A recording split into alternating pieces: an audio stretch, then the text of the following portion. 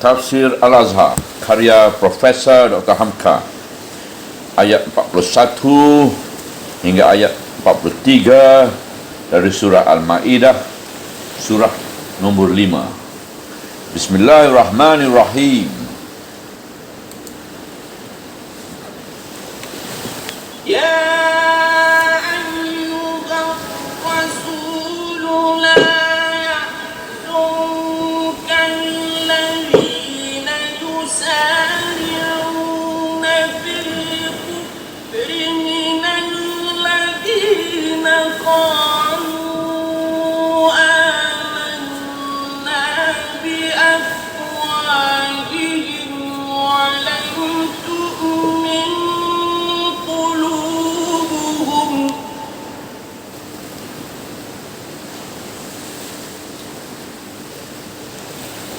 ومن الذين هادوا سماعون للكذب سماعون لقوم آخرين لم يأتوك يحرفون الكلم من بعد مواضعه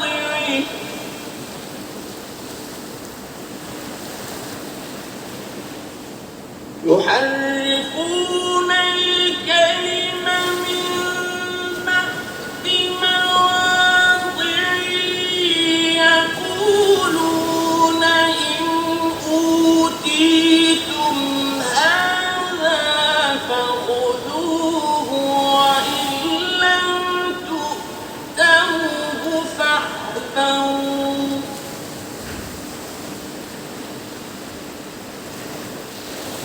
ومن يرد الله فتنته فلن تملك له من الله شيئا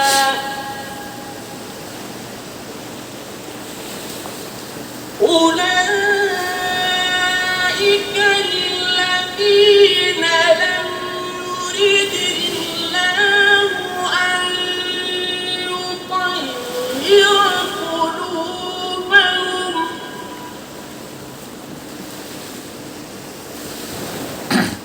لهم في الدنيا خزي ولهم في الآخرة عذاب عظيم.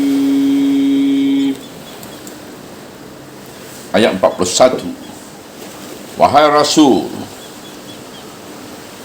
janganlah mendukacitakan engkau orang-orang yang berlomba dalam kekufuran dari antara orang-orang yang berkata dengan mulut mereka, kami telah beriman, padahal tidaklah beriman hati mereka. Dan dari antara orang-orang Yahudi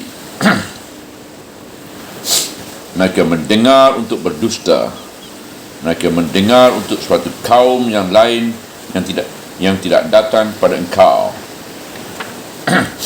Mereka merubah kalimat-kalimat dari sesudah teratur tempat-tempatnya.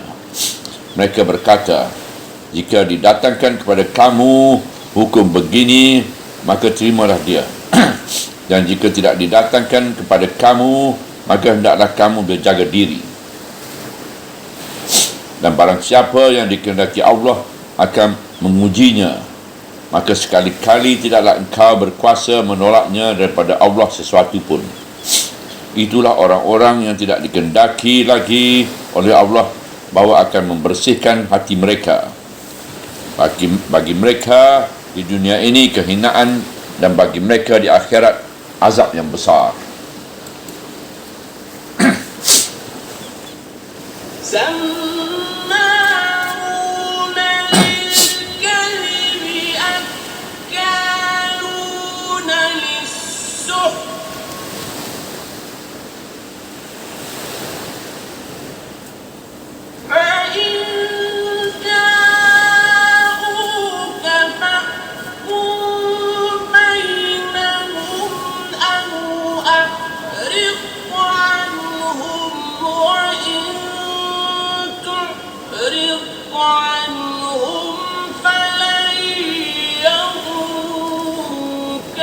شيئا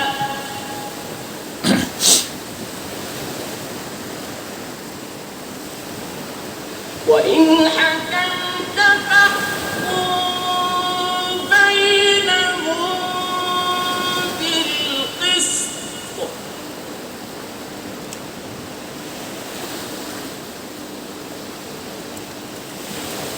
إن الله يحب المقسطين. Ayat 42. Mereka suka mendengar-dengar untuk berdusta. Mereka suka memakan harta haram. Maka jika mereka datang kepada engkau, hukumlah di antara mereka atau berpalinglah dari mereka. Dan jika engkau berpaling daripada mereka, tidaklah mereka akan membahayakan bagi engkau sesuatu pun. Dan jika engkau menghukum, maka hukumlah di antara mereka dengan adil. Sesungguhnya Allah cinta kepada orang-orang yang berlaku adil.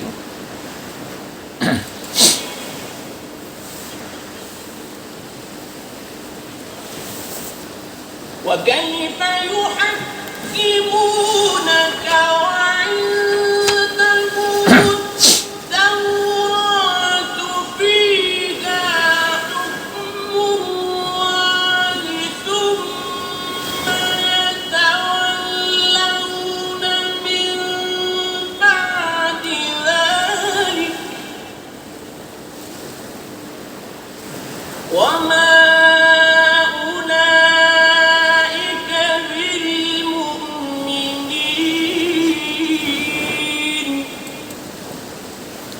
Ayat 43. Dan bagaimanalah mereka menjadikan engkau hakim, padahal di sisi mereka ada Taurat, di dalamnya ada hukum Allah, dan itu mereka pun berpaling dari sesudah itu, dan tidaklah orang-orang ini orang-orang yang beriman.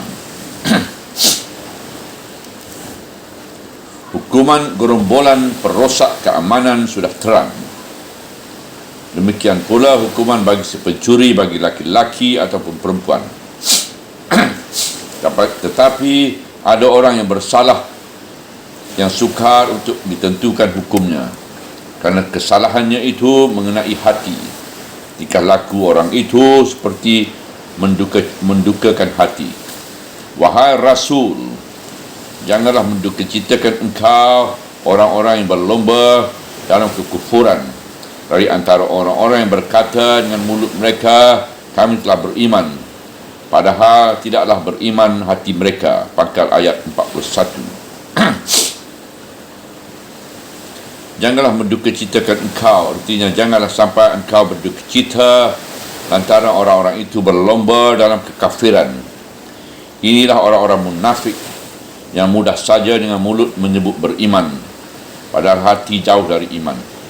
Tetapi sebelum membaca terus ayat ini, kita terlebih dahulu dididik dan diajar oleh Allah bagaimana sepatutnya mengucapkan kata kepada Nabi. Tuhan memanggilkannya dengan nama jabatannya yang mulia itu, wahai Rasul. Tuhan tidak memanggilnya dengan nama kecilnya, ya Muhammad. Dan sabda yang nyata melarang itu pun ada tersebut dalam surah An-Nur, surah 24 ayat 63.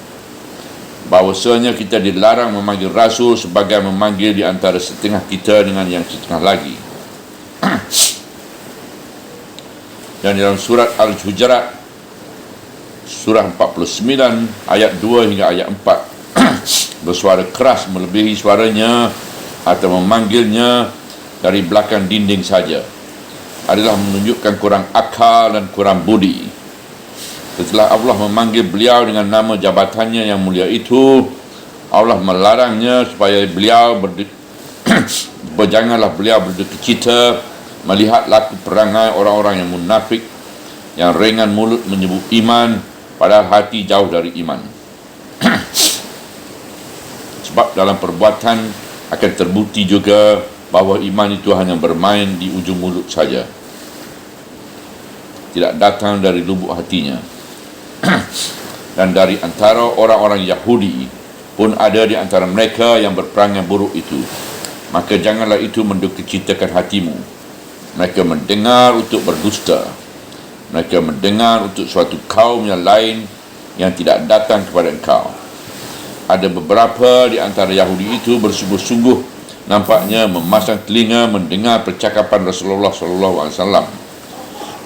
Tetapi bukan diimaninya, melainkan untuk didustainya, untuk dipotong-potongnya perkataan itu dan diputarbelikkannya maksud artinya, sehingga keluar dari majlis itu dusta sajalah yang mereka karang.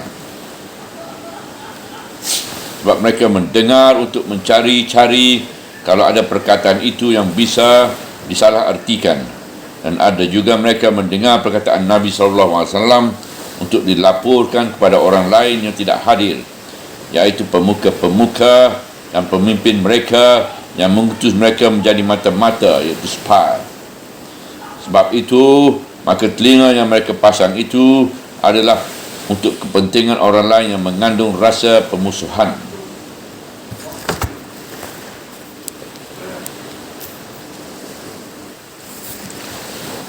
Mereka merubah kalimat-kalimat dari sesudah teratur tempat-tempatnya, sebagaimana yang selalu mereka lakukan terhadap Taurat mereka sendiri. Mereka berkata, jika didatangkan kepada kamu hukum begini, maka terimalah dia. Dan jika tidak didatangkan kepada kamu, maka hendaklah kamu berjaga diri. Ketua-ketua mereka mengutus beberapa orang datang kepada Rasulullah hendak menanyakan hukum orang yang berzina. Sekali ini rupanya mereka sengaja datang kepada Rasulullah SAW meminta ditentukan hukumnya dari Al-Quran. Menurut suatu hadis riwayat Imam Ahmad dan Bukhari dan Muslim, bahawa orang-orang Yahudi itu datang kepada Rasulullah meminta apakah hukum bagi orang yang berzina. Rasulullah bertanya pula kepada mereka, dalam kitab kalian bagaimana tersebut? Mereka menjawab, dicoreng muka keduanya dengan arang lalu dihinakan. Lalu kata Rasulullah SAW, kalian bohong. Dalam kitab kalian tersebut bahawa keduanya mesti direjam. Lalu mereka itu disuruh menjemput Taurat dan disuruh membaca Taurat itu di hadapan beliau. Taurat itu dibaca oleh seorang ahli mereka bernama Ibnu Syurya. Tetapi sampai di tempat yang menerangkan yang berzina direjam, ditutupnya sebahagian itu dengan tangannya. Tetapi dalam majlis itu hadir juga Abdullah bin Salam. Dengan serta-merta dia berkata, hindarkanlah tanganmu. Maka tidaklah dapat dia mengicuh lagi, kerana terang di situ ditulis bahawa yang berzina direjam. Dan menurut hadis sahih yang lain pula, riwayat Imam Ahmad, Muslim dan Abu Daud, An-Nasai dan lain-lain, Rasulullah melihat orang Yahudi dihukum, mukanya dicoreti arang dan dipukuli. Lalu dia bertanya apa salah orang itu. Mereka menjawab bahawa orang itu berzina. Lalu beliau bertanya, apakah begini hukumnya dalam kitab kamu? Mereka menjawab, memang. Tapi Rasulullah tidak percaya, maka beliau suruh panggillah seorang ulama mereka, minta dibacakan hukum Taurat itu. Tetapi dengan terus terang, ulama Yahudi itu menjawab bahawa Taurat tidaklah begitu hukumnya, mereka memang direjam. Katanya pula, kalau bukan engkau yang meminta keterangan begini, tidak akan aku terangkan kepada engkau. Perzinaan sudah sangat menjadi-jadi di kalangan orang-orang bangsawan dan orang-orang terkemuka di bumi. Maka kalau perzinaan terjadi di kalangan orang-orang besar, baru kami jalankan hukum. Dan kami ganti hukum daripada rejam pada hukum mencoreng muka dan memukul. Mendengar keterangan ulama Yahudi yang jujur itu, berdoalah Rasulullah SAW menyeru Tuhan. Bismillahirrahmanirrahim. Ya Allah, akulah yang mula-mula menghidupkan kembali perintah engkau apabila telah mereka matikan. Maka pemuka-pemuka Yahudi itu mengutus orang kepada Rasulullah untuk menanyakan hukum berbuat zina itu, memberi pesan terlebih dahulu bahawa kalau Rasulullah menjatuhkan hukum sesuai dengan kebiasaan mereka mencoreng muka orang dan memukul, hendaklah hukum itu diterima. Tapi kalau dia mendatangkan hukum rejam, hendaklah kamu berjaga diri. Artinya jangan diacuhkan hukum itu. Tapi Rasulullah SAW yang mendapat tuntunan Allah bukanlah memberikan hukum lain melainkan hukum Taurat sendiri. Mereka sengaja mengicuh dengan menutup ayat Taurat itu dengan tangan, tetapi ketahuan juga. Akhirnya hukum itu dilakukan juga menurut Taurat. Nyatalah bahawa di hadapan suatu majlis yang mulia demikian, mereka cuba nak memutarbelit hukum di dalam kitab mereka sendiri. Dan barang siapa yang dikehendaki Allah akan mengujinya, maka sekali-kali tidaklah engkau berkuasa menolaknya daripada Allah sesuatu pun. Ujian Allah telah berlaku atas mereka untuk membuktikan kepalsuan mereka, untuk disisihkan di antara emas sejati dengan loyang. Maka dengan ujian itu nyatalah kelancongan mereka. Maka tidaklah Rasul mempunyai kuasa atas daya upaya untuk menunjuki orang yang sudah semacam itu rosaknya. Itulah orang-orang yang tidak dikehendaki lagi oleh Allah bahawa akan membersihkan hati mereka. Artinya bahawa orang-orang yang sudah sampai demikian jahat perbuatannya sehingga berani berlaku curang terhadap kitab suci mereka sendiri hanya semata-mata hanya kerana segan kepada orang-orang yang berpengaruh dan telah berani mempergunakan agama bagi kepentingan syahwat dan keuntungan diri sendiri, tidaklah akan berubah lagi sebab akhlak mereka sudah sangat rosak, fikiran mereka sudah gelap, cahaya petunjuk tidak bisa masuk ke dalam hati mereka lagi. Bacaan ayat-ayat itu hanya menjadi permainan mulut mereka saja, dipergunakan untuk mengambil muka kepada orang-orang yang berpengaruh dan mempersempat hidup bagi rakyat awam yang lemah dan bodoh. Mempersempit hidup bagi rakyat awam yang lemah dan bodoh. Bagi mereka di dunia ini kehinaan, dan bagi mereka di akhirat azab yang besar. Hujung ayat 41. Mereka masih menyangka bahawa mereka mulia sebab mereka dipandang sebagai pemuka agama, ahbar, itu pendeta dan ahli Taurat. Padahal mereka telah hina sebab hanya menjadi perkakas suruh-suruhan buat mencari ayat yang cocok dengan kepentingan orang-orang kaya atau berpengaruh, dan hina pula sebab menjadi buah omelan orang banyak, iaitu pengikut-pengikut mereka yang sabar, yang sedar, sebagai pendeta yang bercakap terus terang dengan Rasulullah SAW tadi bahawa mereka sengaja merubah hukum kerana orang-orang besar terlalu banyak berzina. Mereka suka mendengar-dengar untuk berdusta. Mereka suka memakan harta haram. Pasal ayat 42. Diulangkan lagi menyebut perangai buruk. Setengah mereka suka datang mendengar-dengar perkataan, tapi bukan buat diterima, melainkan buat disalah artikan, artinya didustakan, dilebih-lebihi atau dikurang-kurangi. Sedangkan kitab suci mereka sendiri lagi mereka begitukan. Kononlah perkataan Rasulullah yang sangat mereka benci. Dan mereka suka memakan harta haram. Suhti yang menurut tafsir Ibnu Mas'ud dan Ibnu Abbas ialah harta wang suap, wang sogok. Suhti artinya menekan sampai mati. Cocok pak diartikan menjadi wak suang, wang suap. Kerana kalau sudah disuapi mulut, mereka terkatup mati, tidak bercakap lagi. Sehingga mati bicara mereka, tidak berani lagi menegur yang salah dan menegakkan hukum keadilan. Mereka datang kepada Rasulullah meminta hukum, bukan kerana senang menerima hukum itu, melainkan kerana mengharap moga-moga hukum Muhammad SAW tidak seberat hukum kitab suci mereka. Maka jika mereka datang kepada engkau meminta hukum itu, hukumlah di antara mereka atau berpalinglah dari mereka. Artinya terserah pada engkau ya Rasul buat menerima atau menolak permintaan mereka akan hukum itu. Kalau engkau memandang ada faedahnya dan akan diataati, terimalah dan hukumkanlah. Tapi kalau engkau pandang hanya main komedi mereka saja, bolehlah engkau berpaling dan permintaan mereka itu tidak engkau pedulikan. Dan jika engkau berpaling daripada mereka, tidaklah mereka akan membahayakan bagi engkau sesuatu pun. iaitu jika engkau tidak acuhkan permintaan mereka, tidaklah mereka akan dapat berbuat apa-apa kepada engkau, sebab kekuasaan adalah di tangan engkau. Dan jika engkau menghukum, maka hukumlah di antara mereka dengan adil.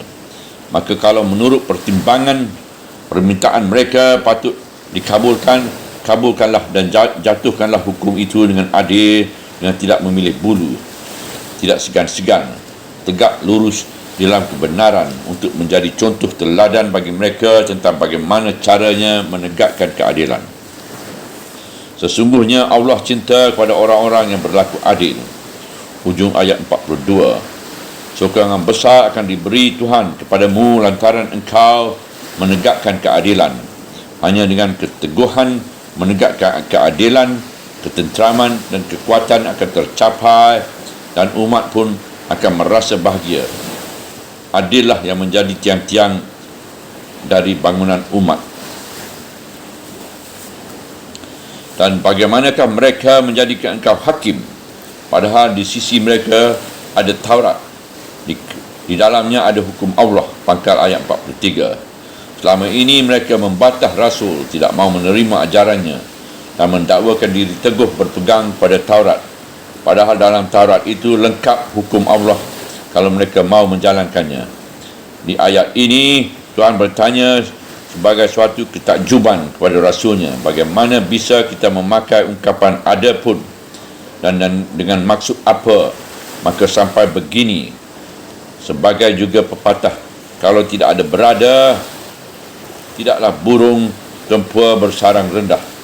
Rahsia jawab pertanyaan takjub itu telah diteruskan oleh hujung ayat. Kemudian itu mereka pun berpaling dari sesudah itu. Di sini terbuka rahsia. Mereka datang meminta Nabi Muhammad SAW menjadi hakim. Ialah kerana mereka tidak mau lagi dan tidak berpaling dari hukum Taurat. Kerana hukum Taurat itu tidak memberi keuntungan kepada mereka. Mereka sudah terlalu banyak makan harta haram atau makan suhti.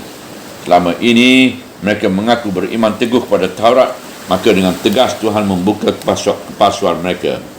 Dan tidaklah orang-orang itu orang-orang yang beriman. Ujung ayat 43. Bukan saja mereka tidak beriman pada Al-Quran, kepada Taurat pun mereka tidak beriman.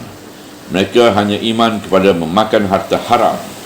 Maka penolakan mereka kepada Al-Quran selama ini bukanlah kerana Al-Quran bertentangan dengan Taurat, iaitu tidak memuaskan kehendak syahwat dan hawa nafsu mereka, dan tidak menyediakan ayat-ayat yang rasa-rasa akan dapat memberi keuntungan benda bagi mereka. Dalam Taurat yang beredar sekarang ini, iaitu dalam kitab Ulangan pasal 22 ayat 22 ada bertemu. Maka jikalau kiranya didapati akan seseorang tengah berseketiduran dengan bini orang lain, tak akan jangan kedua-duanya mati dibunuh, baik orang lelaki yang berseketiduran dengan perempuan itu, baik perempuan itu. Demikian patutlah kamu membuang yang jahat itu dari tengah Israel. Ayat 23. Maka jikalau seorang anak dara yang lagi bikir, iaitu perawan itu bertunangan dengan seorang laki-laki, maka didapati orang lain akan dia dalam negeri lalu berseketidur dengan dia, maka keduanya hendaklah kamu bawa keluar ke pintu negeri dan lempari dia dengan batu sampai mati. Adapun anak dara itu sebab tiada berteriak meskipun ia di dalam negeri, dan orang-orang lelaki itu sebab telah digagahi bini kawannya, maka demikian patutlah kamu membuang yang jahat itu dari tengahmu. Demikianlah seterusnya. Mungkin inilah yang ditutup oleh Ibnu Surya dengan tangan, tetapi disuruh oleh Abdullah bin Salam menghindarkan tangannya yang ditutupkannya itu, sebab Abdullah bin Salam pun hafal akan ayat itu. Subhanallah walhamdulillah wala ilaha illallah wallahu akbar wala hawla wala quwwata illa billah al-aliyyil azim wala hawla wala quwwata illa billah al-aliyyil azim wala hawla wala quwwata illa billah al-aliyyil azim.